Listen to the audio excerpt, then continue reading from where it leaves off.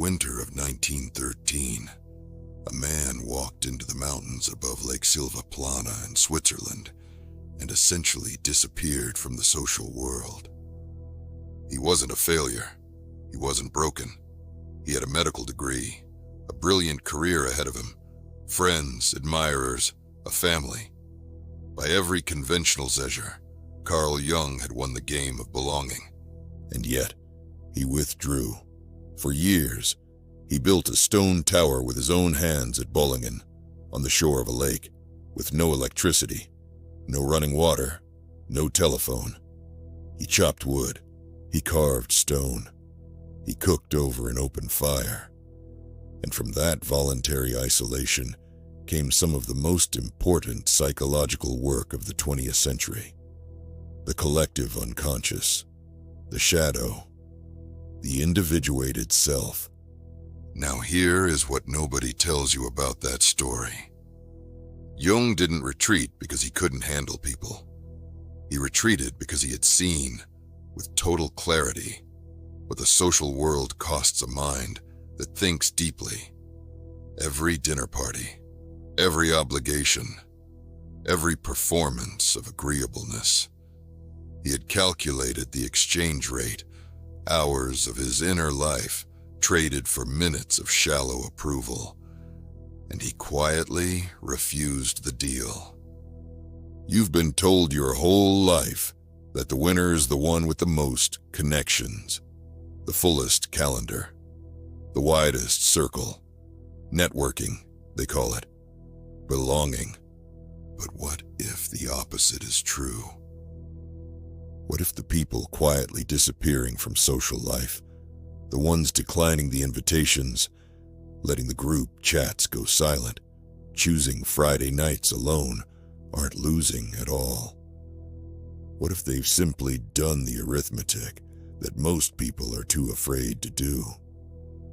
This video is about that arithmetic, and fair warning, by the end of it, you may recognize yourself in ways that are not entirely comfortable, because this is not a video that flatters loneliness. There is a dark phase to this path, a genuine danger, and we will walk straight into it before we come out the other side. Stay to the end. The seventh withdrawal is the one that changes how you see every relationship you have left. The first withdrawal, they stop confusing stimulation with nourishment. Here is a fact that should bother you more than it does. Most social interaction is not connection. It is stimulation. There is a difference, and the difference is enormous. Stimulation is noise that mimics meaning. It's the 2-hour dinner where nothing true was said. It's the party where you performed a version of yourself for 5 hours and came home feeling hollow.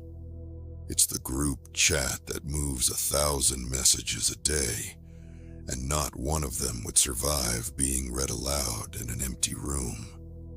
Neuroscientist John Cacioppo, the man who essentially founded the scientific study of loneliness at the University of Chicago, spent his career distinguishing between two things most people treat as identical: isolation and loneliness. And what he found was startling. Loneliness is not caused by being alone. Loneliness is the perceived gap between the connection you have and the connection you need, which means, and this is the part that should stop you, you can be desperately lonely in a crowd of 50 people, and millions are. The intelligent person figures this out, usually the hard way. They notice that after most social events, they feel worse, not better. Depleted, slightly unreal, as if they've been spending a currency they can't name. So they begin, quietly, to withdraw from stimulation. Not from people, from noise. They stop attending things out of obligation. They stop mistaking a full calendar for a full life, and the world interprets this as a problem. You never come out anymore. You've changed. Are you okay? They are more okay than they have ever been. They have simply stopped eating the social equivalent of junk food, and once you've tasted real solitude, junk food loses its appeal permanently. The second withdrawal, they quit the performance.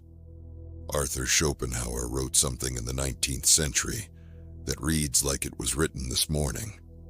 He observed that most of what passes for sociability is a kind of mutual theater. People gathered, not to exchange truth, but to exchange vanity. He called social conversation, memorably, a game in which everyone shows their best card and hides the rest of the deck. Think about what you actually do at most gatherings. You present a curated self. You laugh at jokes that aren't funny. You express opinions calibrated to the room. You ask questions you don't care about the answers to, and answer questions with words you don't mean. You perform. And performance is expensive. Psychologists have a term for this: emotional labor, the effort of managing your outward expression to meet social expectations regardless of what you actually feel. The research on it is consistent. Sustained emotional labor is exhausting in a way that physical work is not. It doesn't tire your body. It erodes yourself. The deeply intelligent are usually the most sensitive to this cost because they are the most aware of the gap between the performed self and the actual one, where an average evening of social performance might cost most people a mild tiredness. It costs the person who thinks deeply something closer to a small identity crisis every time. So the second withdrawal happens almost automatically. They quit the performance. They stop going where performance is the price of entry. And here is the paradox nobody warns them about. The moment they stop performing, they find out how many of their relationships were with the performance, not with them. Some friendships simply evaporate, not because anyone was cruel, but because the show closed and the audience went home. This hurts. We will return to this pain in the dark phase because it is real and it deserves honesty. But for now, hold this thought. A relationship that cannot survive your authenticity was never a relationship with you. The third withdrawal. They choose depth over breadth, and the numbers get small. Aristotle, 2,500 years ago, distinguished between three kinds of friendship: friendships of utility, friendships of pleasure, and friendships of the good. The first two dissolve the moment the utility or the pleasure runs out. Only the third, friendship built on mutual recognition of character, endures. And Aristotle was blunt about the implication. Such friendships are rare. They take years to form, and no one can have many of them. Not, should not, cannot. The arithmetic of a human life does not allow it. The intelligent person arrives at this same conclusion, usually around the time they notice that their definition of a good conversation has diverged wildly from everyone else's. Where most people want to talk about events and people, they want to talk about ideas, and not in the pretentious sense. They want to know what you actually think, what keeps you up at night, what you'd do if you weren't afraid. They have lost the ability, genuinely lost it, to find small talk interesting, and no amount of effort brings it back. Anthony Storr, the Oxford psychiatrist, wrote an entire book on this, Solitude, A Return to the Self, and his argument was unfashionable then, and remains unfashionable now, that the capacity to be alone is not a symptom of maladjustment, but a sign of maturity, and that many of the most creative and complete human beings in history oriented their lives around a small number of deep bonds, rather than a wide social surface. So the third withdrawal is a quiet consolidation. The circle shrinks, sometimes dramatically, from 30 acquaintances to 3 real friends, from a contact list of hundreds to a handful of people who could be called at 3 in the morning. From the outside, this looks like decline. From the inside, it is the first time the numbers have ever been honest. The fourth withdrawal. They stop explaining themselves. At some point, and you will know exactly when this happened in your own life, the intelligent person who has begun to withdraw faces the Inquisition. Why don't you come out anymore? You should be more social. It's not healthy to spend so much time alone. We're worried about you.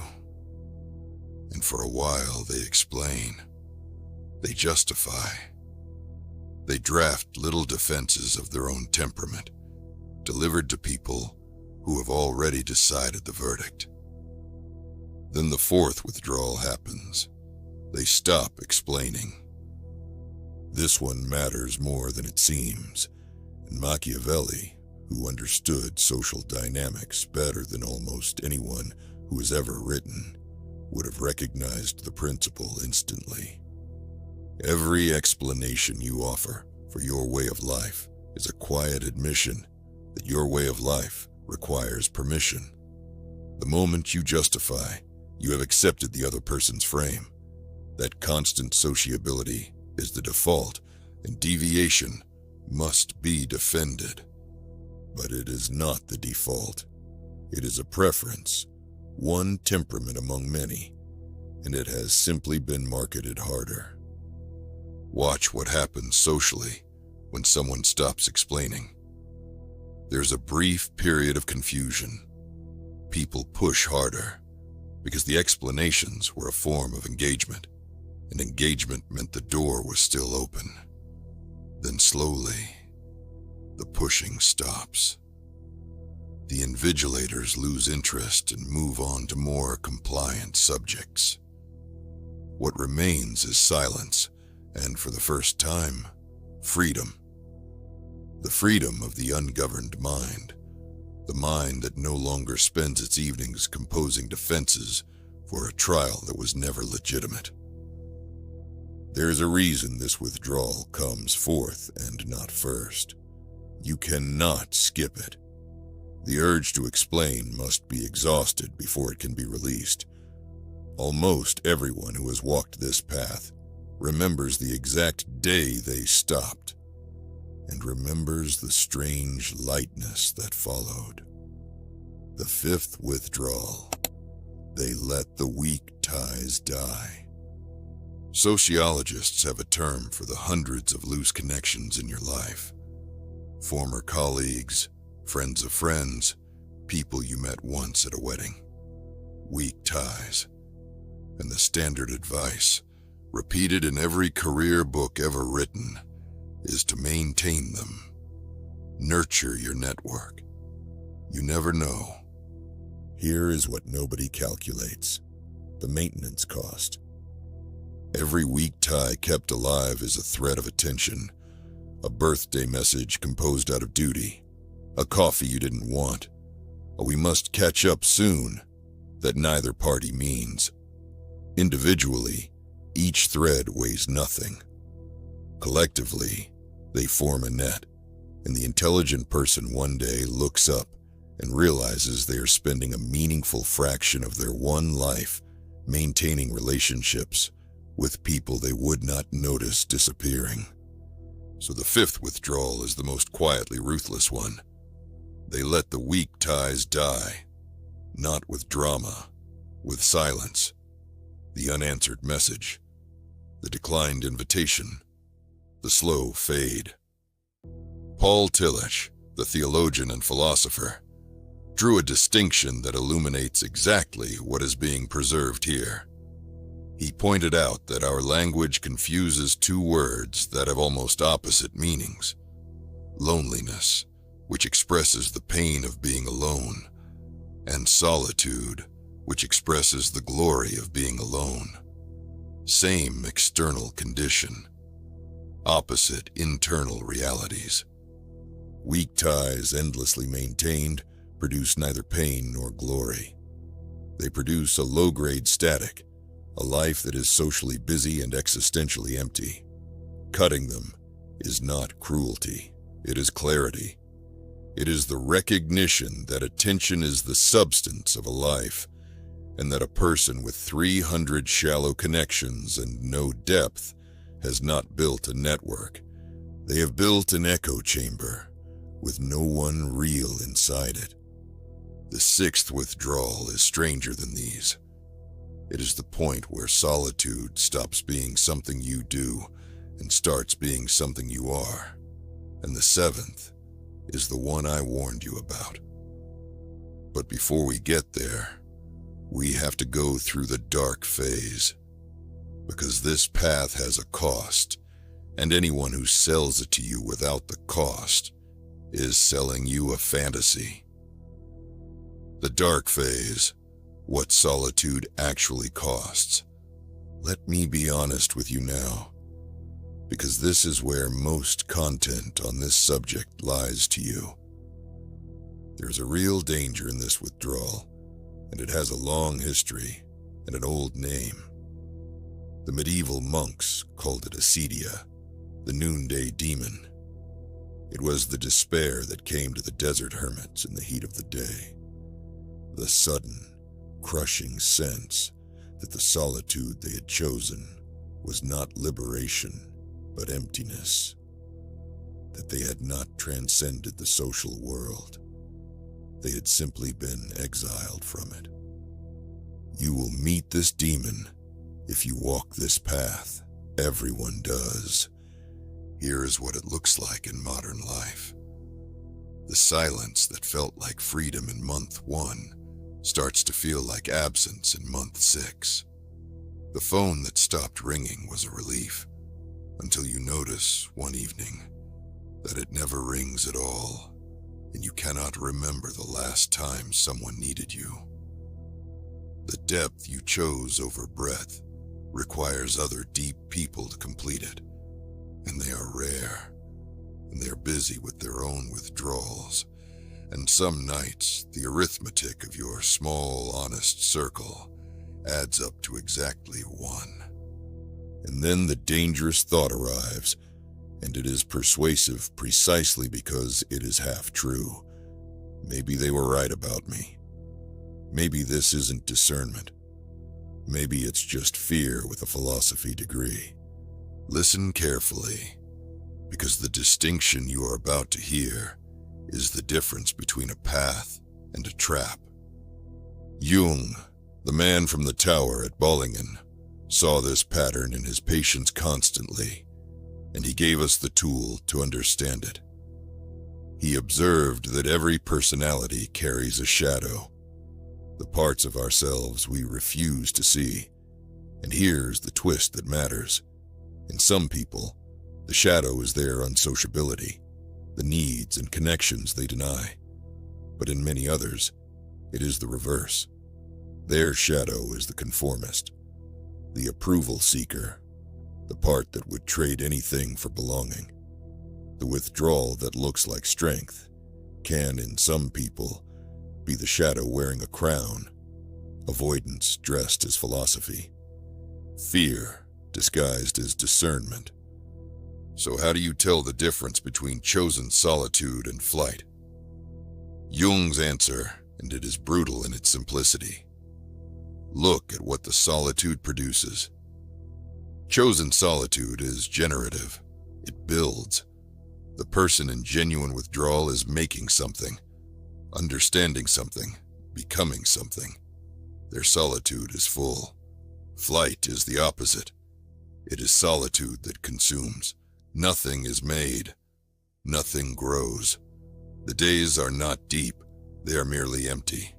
Repeated. The noonday demon cannot be argued with, but it can be answered this way. Every time it whispers, is my solitude producing something, or is it only protecting me from something? The first is the path. The second is the trap, and the same door leads to both. This is the cost. It is real. The monks who named the demon also noticed something else, though.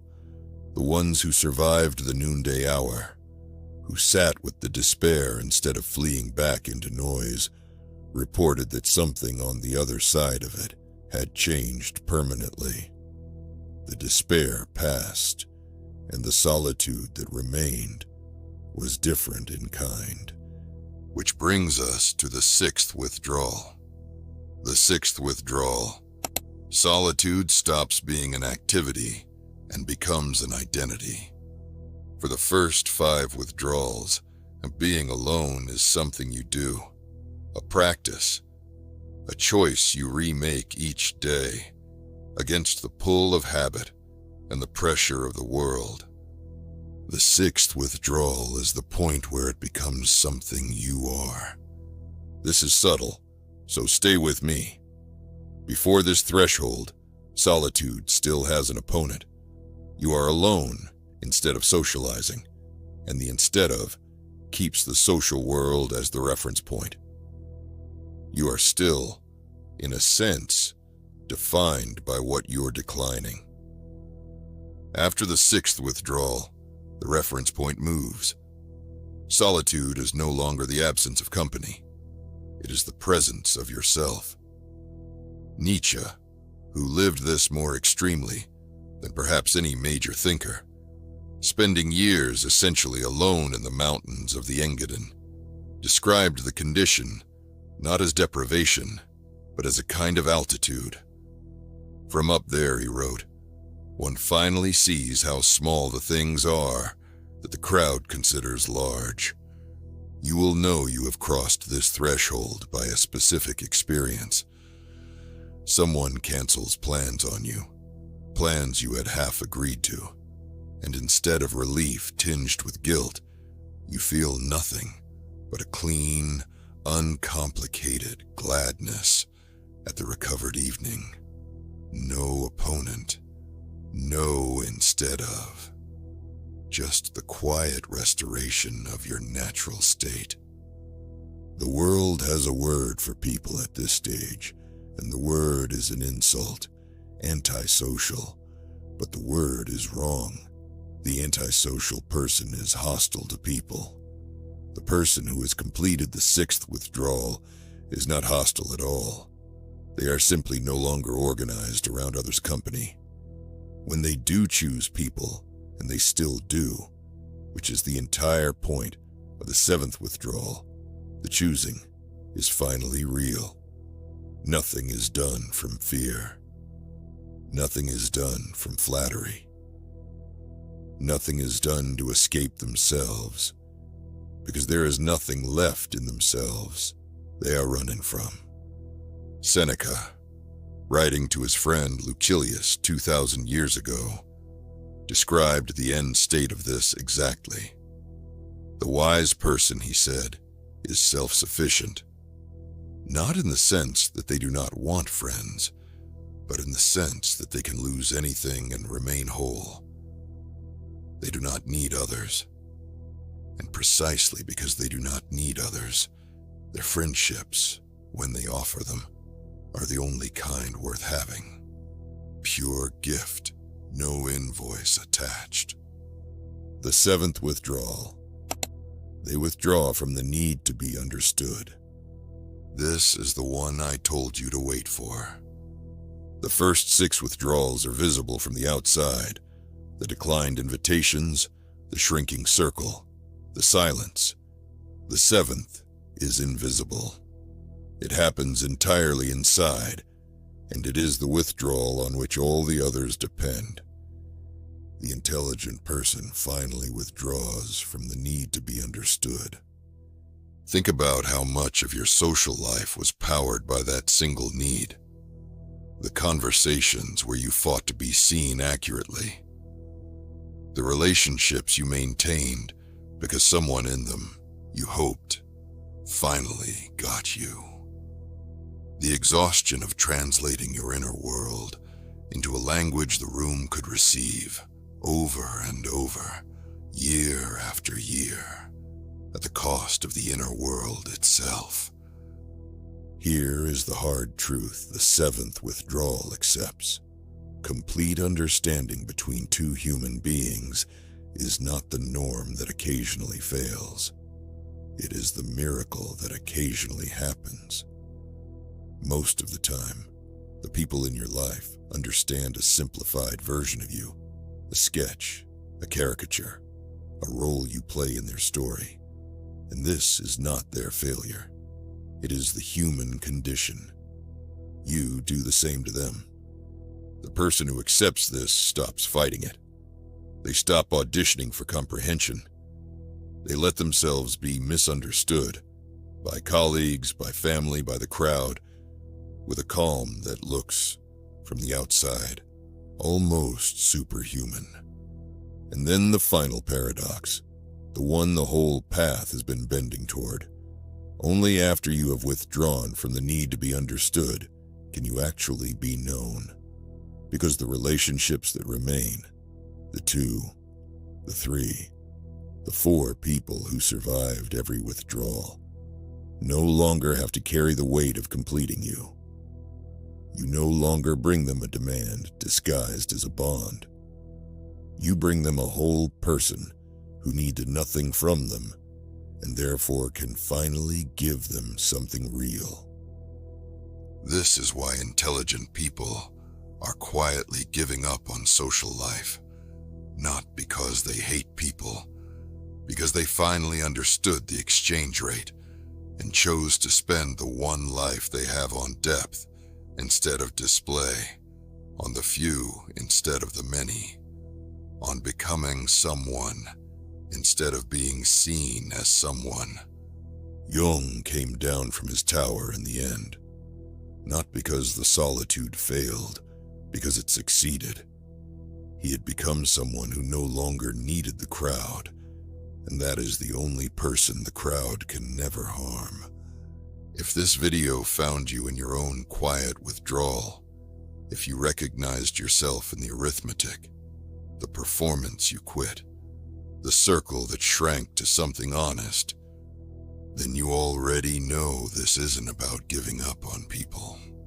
It's about finally showing up to them as someone real.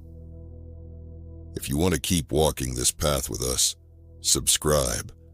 We go deep into the minds of Nietzsche, Jung, Machiavelli, and the Stoics every week, and we don't do surface level here. The next one goes further. Watch it when you're ready.